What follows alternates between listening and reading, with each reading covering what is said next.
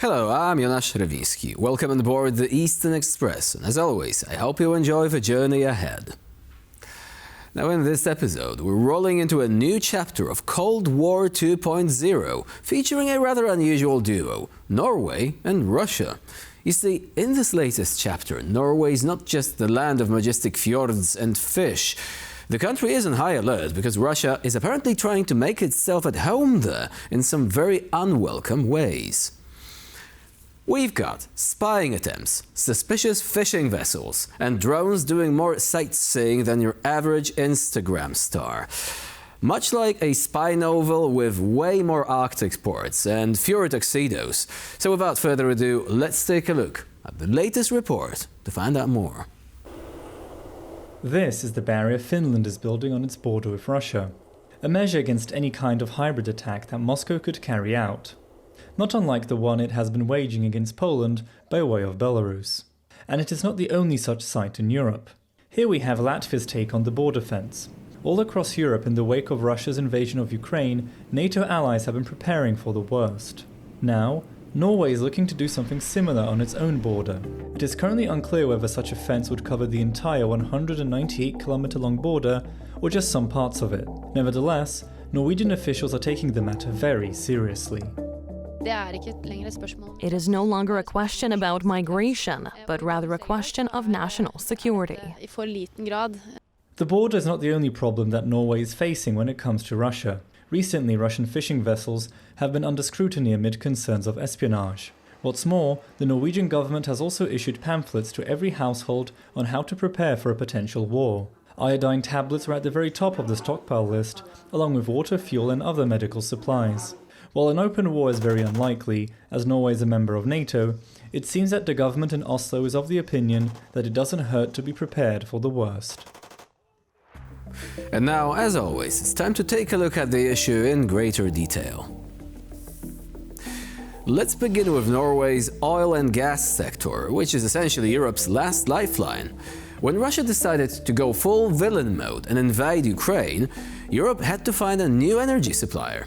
Enter Norway, the reluctant hero, now pumping out oil and gas for the continent. But here's the catch. By stepping into Russia's shoes as the main energy supplier for countries like Germany and the Netherlands, Norway is not just filling a market gap. They are painting a big, juicy target on their back. Russia isn't thrilled about losing its energy monopoly, and when Russia isn't happy, it tends to make everyone else miserable too. Cue the espionage and the sabotage. Now, Norway is trying to tighten security at its oil and gas facilities, which are kind of important. No pressure, but if these get hit, Europe could be plunged into a very cold, very dark winter. And it's not just some paranoia talking there. There have been actual incidents too. Drones have been spotted near power plants, power lines have been mysteriously sabotaged, and oh yeah, Russian fishing boats keep popping up out of nowhere. Except, instead of catching fish, they might be catching details about Norway's military installations. And speaking of fishy behavior, Norway is still letting Russian fishing vessels dock in its ports, though now with increased controls. Kind of like inviting a pickpocket to a fancy dinner and then telling them to keep their hands out of the silverware drawer. But the issue here is about more than just suspicious boats. We have grown accustomed to those by now, I guess. These actions are directed towards critical infrastructure. Norway's pipelines, energy facilities, and military bases are under constant threat. And despite recent efforts, Norway's defenses have some serious gaps. There is a shortage of naval assets, outdated surveillance tech, and not enough radar coverage. Sure, they have ordered new equipment, but the waiting list for naval ships is worse than trying to get Taylor Swift tickets. By the time they arrive, there might not be anything left to protect. Meanwhile, Russia has been quietly setting up shop in Norway, with cabins conveniently popping up near military installations. It's Moscow's own little Airbnb network, only with potential Russian operatives instead of tourists. In conclusion, Norway is facing an increasingly hostile neighbor, and the threat is real, and is also evolving. The country is under pressure to modernize its defense and ramp up security around critical infrastructure, and is doing so while keeping one eye on those fishing boats. But with strengthened alliances, Norway might just be able to weather this storm. And now here to shed more light on this story is Andreas Osthagen, senior researcher at the Fridtjof Nansen Institute. Hello and welcome to TVP World. Thank you very much. So let's talk about Norway's security in a general sense.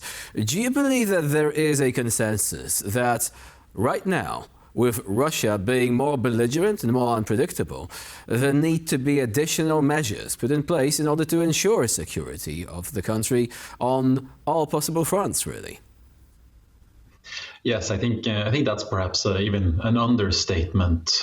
In Norway's main security concern for the last, I was going to say, 10 years, last 20 years, even actually the last 70 years, almost since the end of the Second World War, has been Russia.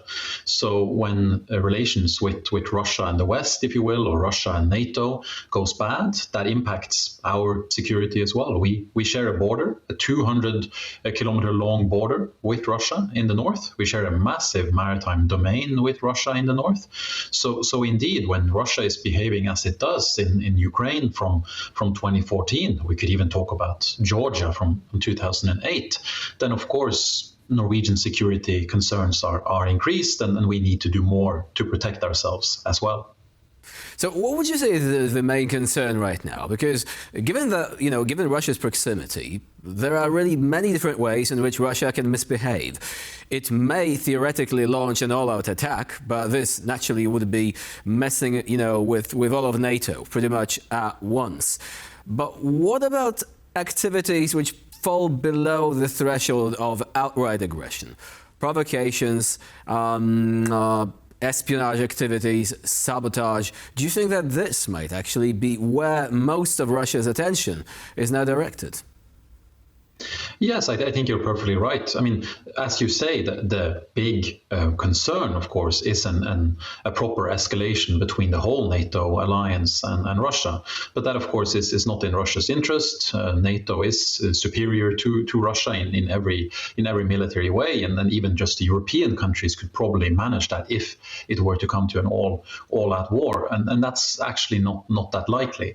So as you pinpoint correctly, hybrid activity or Russian attempts to either sabotage NATO installations, Norwegian defense installations, or even just sabotage or interfere with the Norwegian society in general, whether it's election interference or hacking of civilian infrastructure, or even just causing, say, splits or increased conflict amongst society. I mean, we see that's been the Russian modus operandi across Europe and the US in various elections and in other issues. And of course, democratic societies have disagreements and we have discussions, and that's okay. But when you see, say, fake X accounts run by Russian chatbots kind of stoking increased fear or increased conflict, that's a concern as well. And then Norway is in a strategically important position in the high north or in the Arctic. The infrastructure there is important: satellite infrastructure, subsea infrastructure, our energy infrastructure, and energy that is crucial to parts of Europe. And of course, these things could also be say, vulnerable targets if Russia wanted to further escalate the situation. I think Russian authorities, whether it's the Northern Fleet up in the Arctic or it's Russian authorities in Moscow, I think they are careful of not escalating further. I think they know exactly what buttons to push and how to avoid further escalation. But I think if we see, for example, even increased conflict in Ukraine or even around Ukraine, then Russia might want to take away attention from Ukraine and do something up north.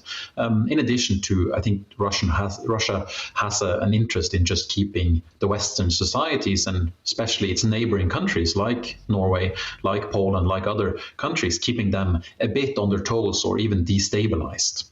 And I'm glad that you mentioned this because arguably, Russia, as you're saying, is not really ready for an outright confrontation. That doesn't really stop this, this regime from certain acts of mischief. I mean, let's talk about Svalbard, for example. And we had a multitude of provocations, accidents, for example, involving, I believe, an undersea cable that went offline following the possible interference by a fishing trawler that was mysteriously just, floating around there, back and forth. And of course, Russia denied involvement. They were also placing flags on what is essentially Norwegian territory. What do you think this can actually mean, and how should we react? Because we're often told not to poke the bear, but here we have the bear poking us. What should we do? Yes, and I think for Norway's sake, at least when it comes to security and defense, we are a small country neighboring the bear. We are not interested in further escalation, and the goal is to avoid conflict, right? But at the same time, we are a NATO member, and the Norwegian approach has been in general, to have NATO allies engaged in our north, in the same way that the Baltic countries or the Eastern European countries as well get NATO allies to come and help us with deterrence efforts. First and foremost, the US, but also other countries. So sailing, warplanes, doing types of military exercises, or just having troops in your country to show Russia that if you actually escalate, then you probably will face tough resistance. But you're perfectly right that you highlight some particular examples related to Svalbard, this Norwegian archipelago far to the north, the main island being Spitsbergen, and then it's a wider group of islands that is governed by Norway. It's Norwegian sovereign territory, but there's a treaty from 1920 that made it Norwegian that also says that nationals of countries that have signed the treaty are allowed to stay and work there. For example, Russia, or primarily it actually has been historically Russians who has utilized that clause of the treaty. And we see after 2022 that Svalbard particularly becomes one of these potential flashpoints. And it's a bit tricky to say that everything that certain Russian actors are doing on Svalbard is a coordinated effort by Moscow. I'm not sure Vladimir Putin has the capacity to think of everything that goes around done by Russian actors, especially not as far away as on Svalbard. But we do see these symbolic actions, whether it's, as you highlight, putting up a flag on a mountain or doing a military-style parade in an area where you're not supposed to do that type of things we didn't see before 2022. And then there was the issue of the cable that was being severed after a Russian trawler had gone across it 140 times. Maybe it was just an accident, maybe not. And the Norwegian government has not been able to prove it, in fact. And I think the Norwegian approach to all of this has been to highlight that these things are a concern, that these things might be seen as a larger connection or a larger plot, but at the same time not to further increase tension by for example, aggressively calling out Russia for doing things that we cannot prove definitely. But Norway is in many ways caught in this balancing act that on the one hand, we want peace and stability and low tension in our northern areas, even with Russia. I mean, we still keep dialogue with Russia on fishery management issues or on border crossing issues to avoid further tension. And at the same time, we're seeing a Russia that is increasingly erratic, that does not seem to prefer this option of low tension anymore. And we're also seeing that perhaps there's a split within Russia as well. I think everything seems to focus on the war efforts in Ukraine, and the regime in Moscow has that focus above everything else. So then, for example, fishery relations or having a practical cooperation on Svalbard seem not to be a priority anymore, which is rather unfortunate. So now this is a big question. I think it's not just about Norway, it's also about other countries, specifically those who are still trading with Russia, the countries which are allowing freight traffic going through Belarus, which also benefits a regime that is affiliated with the Kremlin. But in the case of Norway, you've already mentioned cooperation in the field of fisheries. There is actually still legal provisions allowing Russian vessels to enter ports, to do some limited trading, I believe.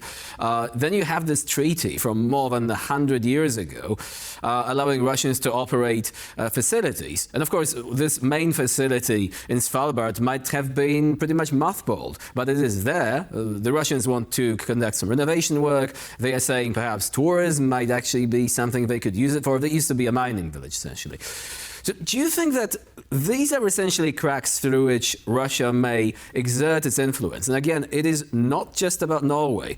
I'm just talking about a basic, fundamental idea of whether we should be allowing any sort of options for Russian influence, or should we perhaps just be closing borders like at one point Finland did. We say, okay, we're closing the border. We can see that you're doing hybrid warfare. We don't want that. We're closing it. What should be the best option here, given, as we've established, this regime in Moscow, unpredictable, even belligerent? What should we do about this? Yes, you're right in pinpointing that concern, and I think it's been a slippery slope. Basically, I think if you asked me 2 years ago, things were looking, even after the full-scale invasion, things were looking a bit different, because what we see is as I already highlighted, that the Russian authorities seem to focus all their efforts, all their energy on say beating the West, on challenging the West, whether it's through Ukraine or it's through other mechanisms, as you highlight, not direct military confrontation, but in any other way, whether it's diplomatic or through various types of economic disruptions or even election interference and that type of meddling in our societies. And of course, we are neighboring countries, right? Russia has many neighboring states in Europe, and at the end of the day, idealistically, we would like a peaceful, stable, prosperous relations. But with the regime in Moscow, that does not seem to be the case anymore. So I don't completely disagree with your statement that perhaps that we should start looking at, or I think we already are, but maybe we should be even more mindful of those cracks or those areas of vulnerability that Russia might even exploit further. But I still think this is a slow realization for us as society. We still have a lot of people that have close connections to Russia. We have Russian minorities, and we I think in some ways we're still clinging on to this idea that hopefully things can get better. But with the way that the regime in Moscow is behaving, that the actions that they're committing in Ukraine that are basically war crimes, and then breaching international treaties in every way almost possible in terms of what they do, targeting, for example, medical staff in Ukraine, or maybe even using weapons that are illegal to use. So at the end of the day, we have to also realize that this regime is not going to change, and it's probably only going to get worse. So I think, at least from a Norwegian perspective, the last couple of years has been a realization of this, and then trying to figure out what are our vulnerabilities and how can we patch those up. When it comes to Svalbard specifically, Norway doesn't want to, and it's not in our interest to breach the Svalbard Treaty and to say Russians are not allowed to live there. I think that would cause just a pretext for Russia to do something else.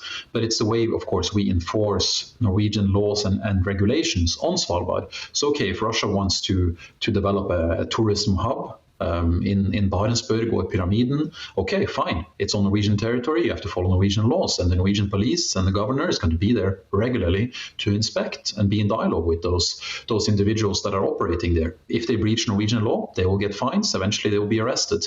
And it's the practice and enforcement of laws in a stable, predictable manner that I think can help avoid, or at least avoid to the extent possible, avoid further escalation, at least when it comes to Svalbard. So it is about approaching, a reasonable stance, measured responses to the dangers which emerge, even though one should probably remember when it comes to tourism, the Russian spies which came to assassinate one of the former colleagues in the UK, the Skripal case, well, they also said they were tourists. They were there to see the cathedral. So perhaps this is something to bear in mind for the near future. Andreas Osthagen was our guest today here on TVP World. Thank you very much for joining us and for sharing your insight. Thank you. And now we're moving on to Eastern News Flash, a series of all the other stories from the East that you really don't want to miss. The war in Ukraine is entering a new, difficult phase. This is what NATO allies are warning of, as they believe that Vladimir Putin is aiming to recapture lost territory ahead of Donald Trump's inauguration. US media are saying that Trump had cautioned Putin about escalating the conflict. Moscow has thrown down the gauntlet in Kursk.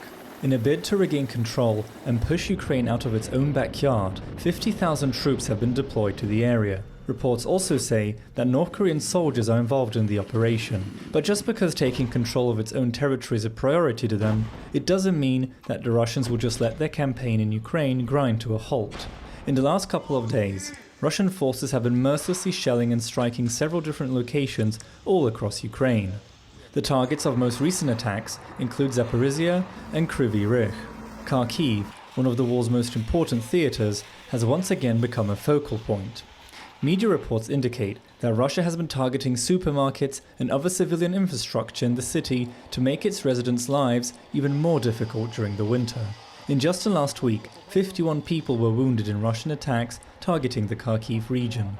Although the United Kingdom and France say they are working with Ukraine to ensure that it is prepared for the coming challenges of winter, this year's season may prove to be pivotal. The Ukrainians will need all the help they can get to persevere, as their resolve in the next few months will determine what all of 2025 will look like for their country. The 29th United Nations Climate Change Conference is underway. This time, the Azerbaijani capital Baku is playing host to leaders and officials from all over the world. Their goal is one: to address the needs of the world's environment and ecosystems as they are affected by climate change. If anyone has been watching the UN Secretary General's opening speeches at various COPs, they might get a sense of déjà vu. He has once again urged leaders to act, as he says the clock is ticking as global temperatures rise. Yet even the choice of host this year is not without controversy. Azerbaijan is a big producer of fossil fuels, and its leadership wanted to use the event to boost their country's prestige. But if the meeting doesn't meet the $100 billion fundraising goal, then the summit could reflect very poorly on its hosts. The conference generated a lot of publicity for Azerbaijan, but it was mostly negative. The country's government was heavily criticized for cracking down on all forms of internal dissent ahead of the summit. Experts have been warning of the dire situation that climate change has wrought in 2024. Europe in particular has been faced with severe droughts and floods this year, and it still hasn't fully recovered. October 2024 was the second warmest October on record. Climate authorities are certain that the annual temperature will be 1.5 degrees Celsius higher than it was between 1850 and 1900. And for this episode of Eastern Express, it's the end of the line. Please stay with us here on TVP World for more latest news and updates.